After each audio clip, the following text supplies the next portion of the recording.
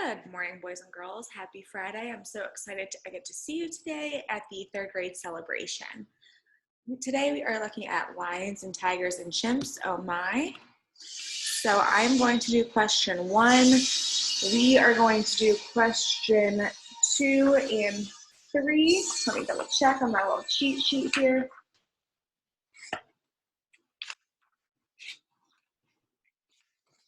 Yes, I'm doing question 1. We are doing 2 and 3. And then on your Kahoot, you're going to do 4 and 5. Before we begin, let's look at our first question. What does the phrase "to stir things up" mean in paragraph 2? Okay, first I am going to box my phrase "to stir things up," and I'm going to underline paragraph 2 because it tells me exactly where I will find my answer. Go ahead and make sure you have your phrase boxed, paragraph 2 underlined. And then we will go back up into our passage, keeping in mind we are looking for the meaning "to stir things up" in paragraph 2. So let's scroll back up to our passage.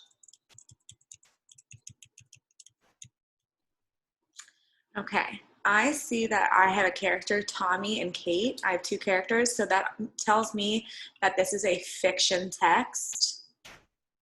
So when I box my title and come up with a question, I know this is a fiction, so I'm going to put F for fiction, and I'm going to ask myself, what happened to these animals?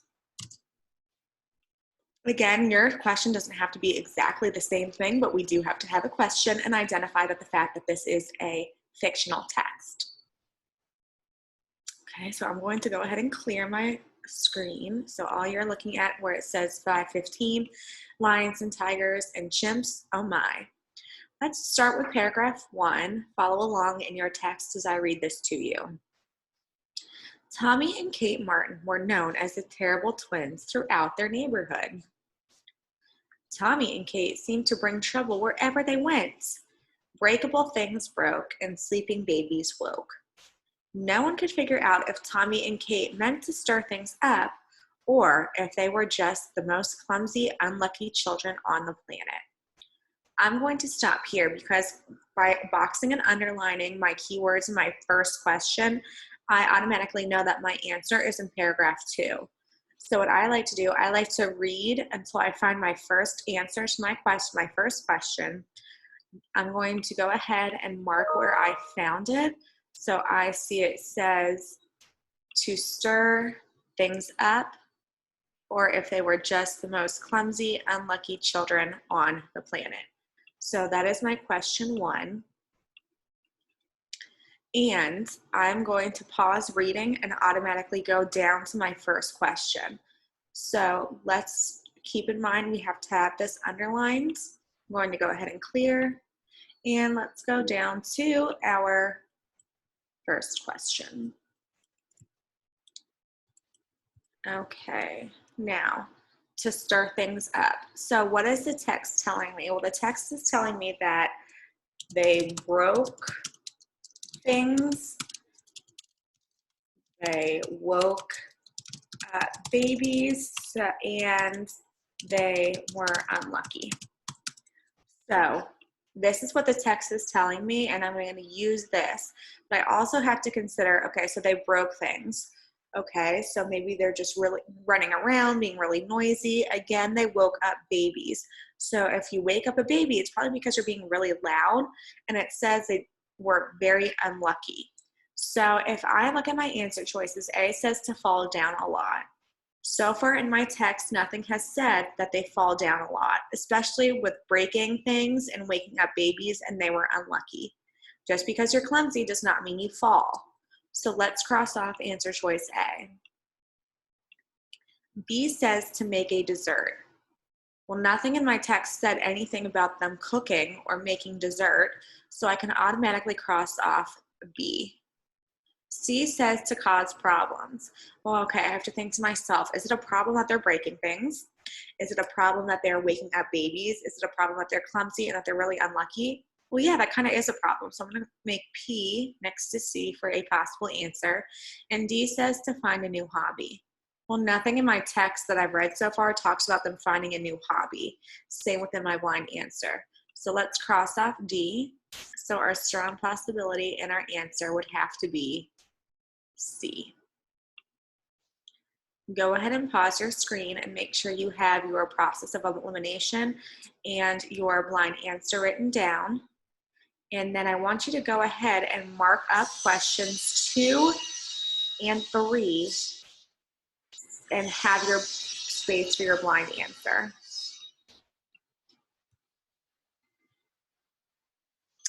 Okay, let's look at questions 2 and 3. What for question 2 did we have to box or underline?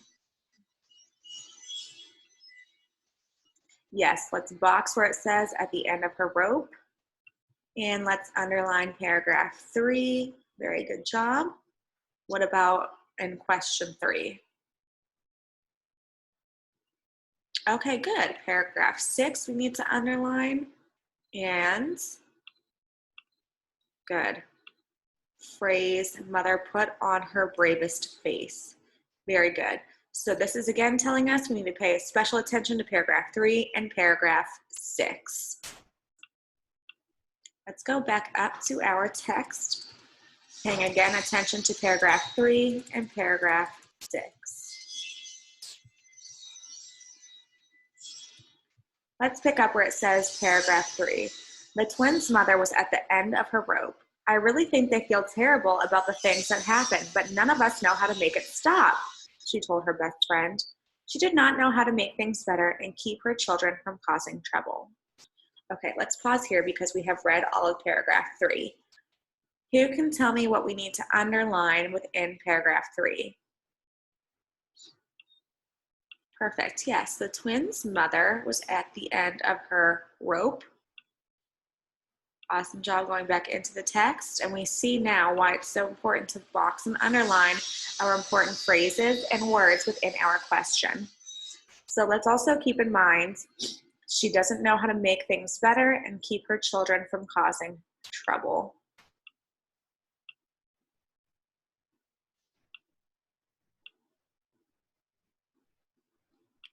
Okay, again, that is which question? Yes, question 2. Okay.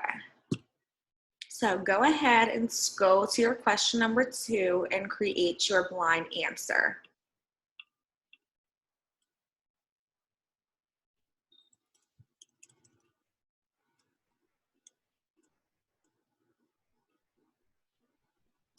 Okay, so what is the text telling us? What was mom saying? Why was she at the end of her rope? Yes, she doesn't know how to make them stop. And she feels unlucky. Good. And remember the prefix un means not. So go ahead and walk us through our process of elimination. What do we need to do to answer choice A? The mother lost the items in her purse. Good, let's cross off A because nothing was talking about her purse or her losing her items. The mother was bothered and confused. That would be possible. Yeah, she is bothered at the fact that she doesn't know how to make them stop and she's confused on their luck. The mother could not believe her luck. Also a possible answer. The mother had to stop climbing hills. Well, nothing in our text talked about her climbing hills. Now, based on our answers of B and C and our blind answer, we really need to go back into the text to make sure we are picking the correct answer choice. So I want us to go back up to paragraph 3, and I want you to reread it to yourself again.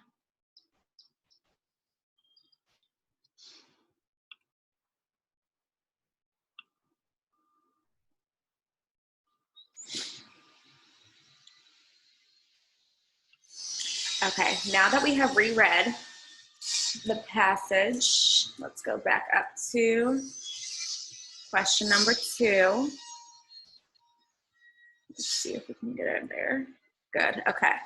So again, at question number 2 in paragraph 3, it was saying that mother was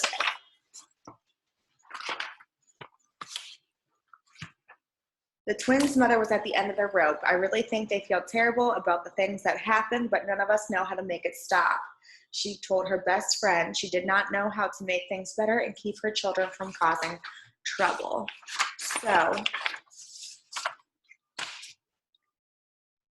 based on what that is telling us, what should our answer choice be?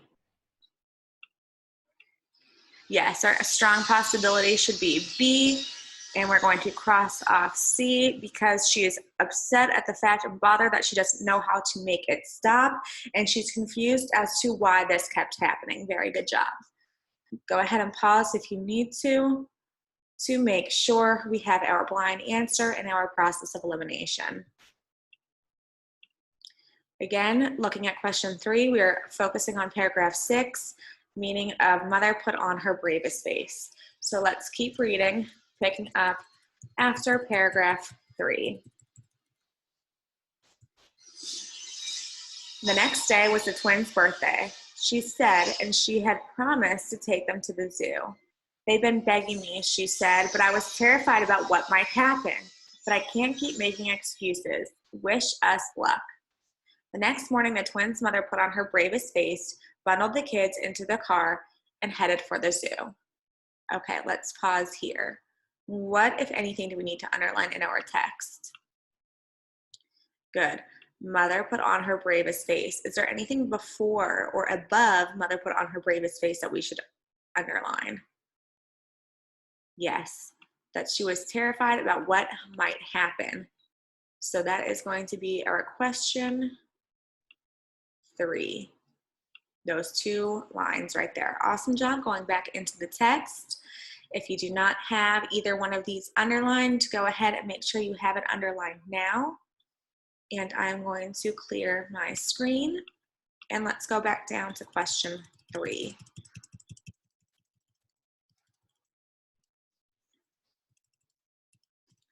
Okay, so thinking of what mother was saying to her friends about that she's taking them to the zoo. What do we know? We know that she is afraid that something might happen.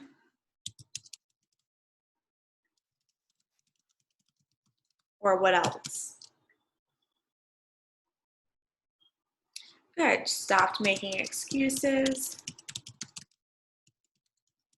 And what else? Perfect. Afraid they might cause trouble. And they meaning who? Good, the twins. Now, based off of what we have read so far in our blind answer, walk us through our process of elimination. What should we do to A? She was excited to go to the zoo. Perfect. It did not say she was excited. The kids were excited. And it also says she was afraid. Very good. She was strong enough to fight the chimps. Good. Let's cross that off because there was nothing about fighting chimps. Awesome job, everyone. What about C? She had courage to fight off the animals. Good. There was nothing about fighting in general, so we could automatically cross off B and C. Perfect. What about D? She hid the way she was feeling. Yes, this would have to be our answer because why? Yes, because she went and did these things for her kids and stopped making excuses for them so she would be able to enjoy the day. Go ahead and pause your screen if you need to while I clear. Remember, you are doing questions 4 and 5 in your packet and then in your Kahoots.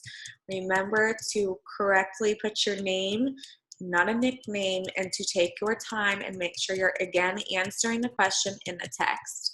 I am going to read you the rest of this story and then you will be set to do your Kahoots. Do you think we can get in and out of the zoo today without any craziness? She asked. How about if you stick very close to me? They agreed happily. They had been waiting for a long time to go to the zoo. First, they went to the polar bear habitat. The enormous white creatures were their favorites. They spent the time with the giraffes, the alligators, and the brown bears before heading to the concession stand to buy lunch. Their mother was thrilled, a whole morning without a disaster.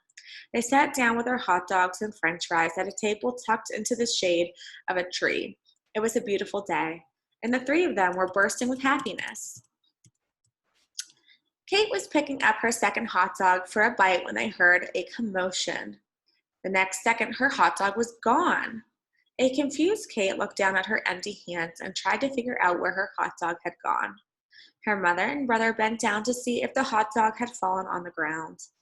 As they did, a furry arm came out of nowhere and snatched Tommy's french fries off the table. The next second, a furry arm snatched the twins' mother's purse. When the dust settled, they saw two chimpanzees in the middle of the dining area. The twins' mother could have sworn that they were grinning at her.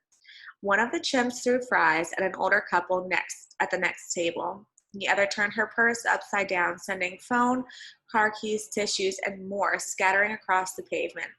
"Oh no," she cried, running to gather her things. As she did, one of the chimps picked up her keys and shook them before throwing them toward the concession stand. The twins stared in disbelief, teetering between laughter and horror. Surely no one could blame them for this. Tommy was the first to stand up and began helping his mother pick up her things. As he bent down, one of the chimps jumped on his back and wrapped its arm around his neck. His mother screamed, but Tommy didn't feel scared at all. He stood up slowly, but the chimp held on tight. A cry went up in the crowd around them, but died down when Tommy smiled to show he was okay. The zoo was even more fun than he had ever dreamed. Meanwhile, a red-haired boy about the twins' age picked up a cardboard tray and began to toss french fries back at the fry-throwing chimp. Kate and two other kids laughed and joined in. Suddenly, the chimp came toward them and grabbed their trays of fries one by one. "Wow," the red-haired boy said. "That chimp is a great thief." The twins' mother looked back and forth between her chimp-wearing son and her fry-throwing daughter. She was alarmed to see that Kate had now knelt down and appeared to be talking to the chimps. Their mother ran to greet the zookeepers, scurrying towards the tables. "Help," she cried, "a chimp has captured my son." A zookeeper approached the cluster of children and chimpanzees. "Hi, kids," she said. "Do me a favor and stay very still while we try to get a hold of our chimp friends." All of the kids obeyed, freezing like statues. Kate and Tommy continued to talk quietly to the two chimps. Within a minute, two of the zookeepers moved in and quickly came away carrying chimpanzees. "Thank you," they called as they left. A third zookeeper stayed behind. "Kids," she said, "we owe you a big thanks for listening and helping us get our buddies back before anything terrible happens. And you too," she pointed to the twins, "were especially brave and calm. You're the kind of kids we want visiting the zoo all the time," she said to the group. "I'm going to get all of you a lifetime passes to show our things." Their twins and their mother exchanged looks of amazement. And for the rest of the afternoon, the kids and their families were treated to behind-the-scenes tours of the animal habitats. They all agreed that it had been the best possible birthday. "Hey, maybe this will be the end of our bad luck," Tommy said on the drive home, and it was. All right, boys and girls, go ahead and make sure you are answering questions 4 and 5. Again, if you ever need to rewind or pause the video, you may do that as well. And make sure you are answering your Kahoot based on what you put in your packet for your answers of 4 and 5. I hope you have an amazing Friday, and I will see you at our celebration this afternoon. Bye.